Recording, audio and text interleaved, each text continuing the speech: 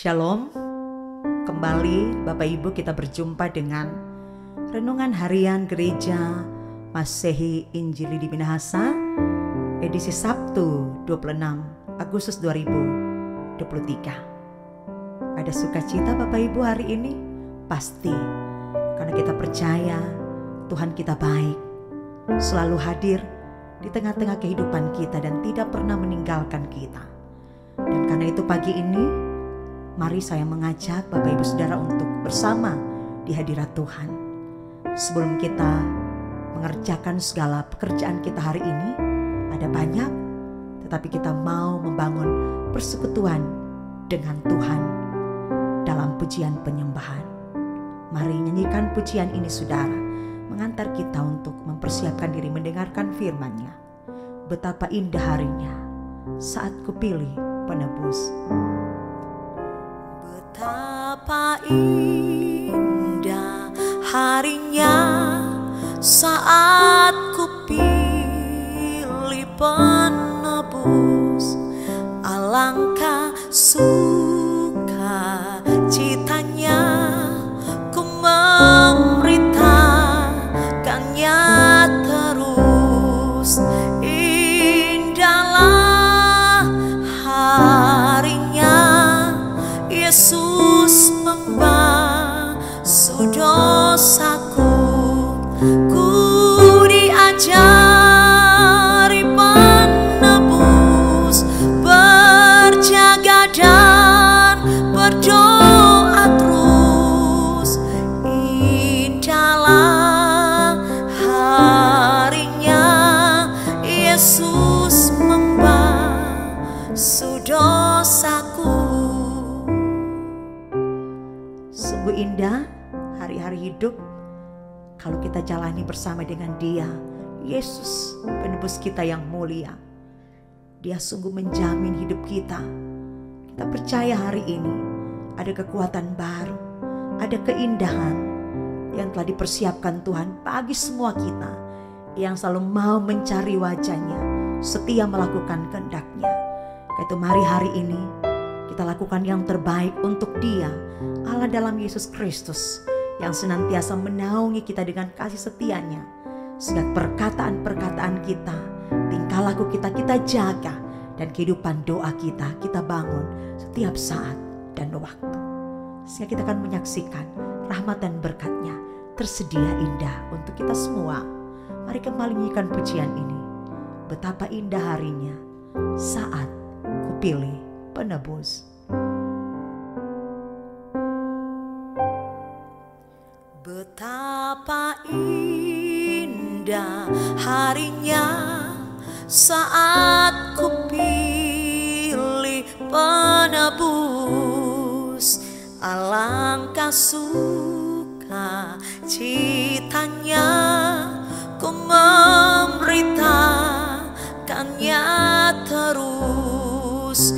Indahlah harinya Yesus membasuh dosaku. Ku diajari penebus, berjaga dan berdoa terus. Indahlah harinya Yesus membasuh dosaku. Indahlah harinya Yesus membasuh dosaku.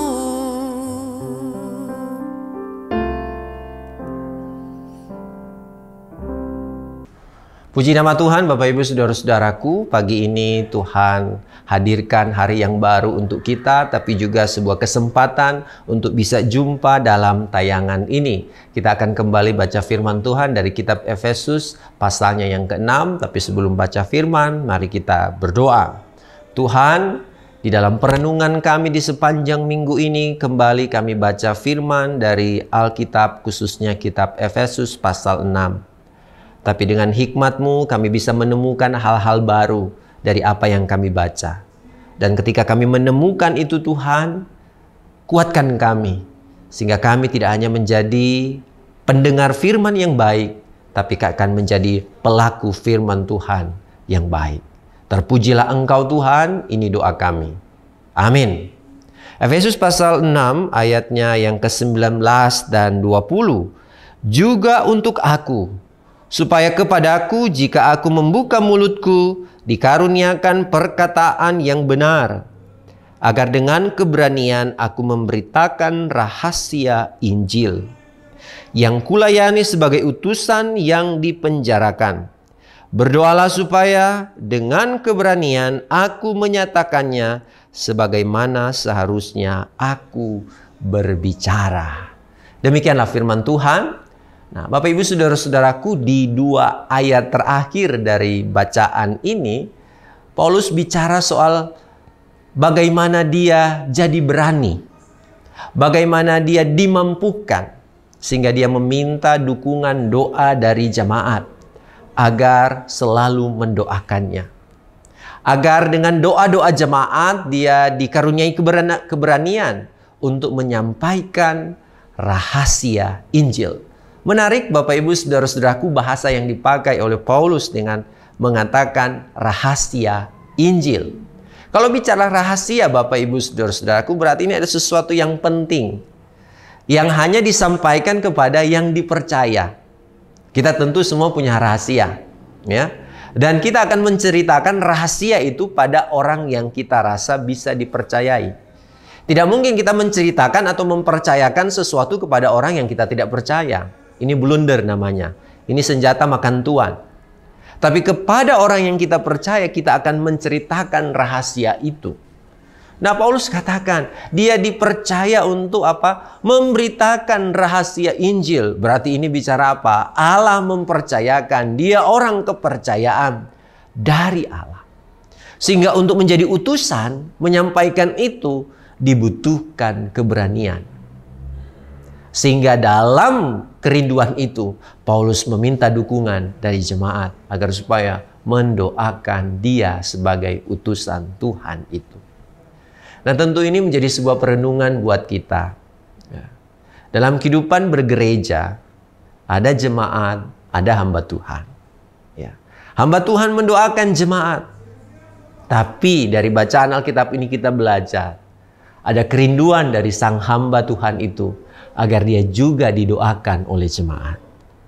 Ini menjadi suatu relasi yang sangat indah dalam kehidupan sehat bergereja. Pada hubungan yang baik, hamba Tuhan mendoakan jemaat, jemaat mendoakan juga hamba Tuhannya. Sehingga doa itu akan menuntun hamba Tuhan itu memberitakan apa yang seharusnya dia beritakan. Sebab dia memegang amanat penting untuk menceritakan rahasia Injil. Apa yang hanya diceritakan Tuhan, itu yang disampaikan. Bukan keinginan, bukan kemauannya. Sehingga seorang hamba Tuhan harus selalu memiliki kepekaan untuk memahami mana yang harus dia sampaikan sebagai bentuk daripada kepercayaan Tuhan. Seorang hamba Tuhan akan dimampukan karena juga ada doa-doa dari jemaat. Dan ini menutup rangkaian daripada cerita Paulus soal peperangan rohani. Bahwa pada akhirnya hamba Tuhan itu juga bisa diserang. Dan dia bisa kuat karena ada juga topangan. Tidak hanya doa sendiri dari hamba Tuhan itu, tapi juga ada doa jemaat. Mari jemaat melalui firman Tuhan ini kita mendoakan hamba-hamba Tuhan kita. Di jemaat kita. Atau di gereja di mana kita layani. Atau lebih luas lagi. Di seluruh dunia di mana Tuhan percayakan dan hamba Tuhan melayani. Bisa saja Bapak Ibu Saudara-saudaraku, kejatuhan mereka juga karena kita tidak mendoakan mereka. Paulus ingatkan, dia berani karena ada topangan doa. Demikian juga mari kita doakan jemaat, kita doakan hamba-hamba Tuhan kita supaya mereka berani memberitakan firman. Tuhan menolong kita, Tuhan memberkati kita. Amin. Kita berdoa. Puji nama Tuhan. Engkau Tuhan yang kami sembah. Engkau Tuhan yang kami muliakan. Hanya kepadamu kami meminta. Oleh karena itu tolonglah kami. Diberi kemampuan, diberi keberanian. Mampukan kami juga jadi anak-anak Tuhan yang saling mendoakan. saling mendukung dalam doa. Sebab di dalam doa itu terletak kekuatan kami. Terpuji namamu Tuhan. Ini doa dan permohonan kami. Amin.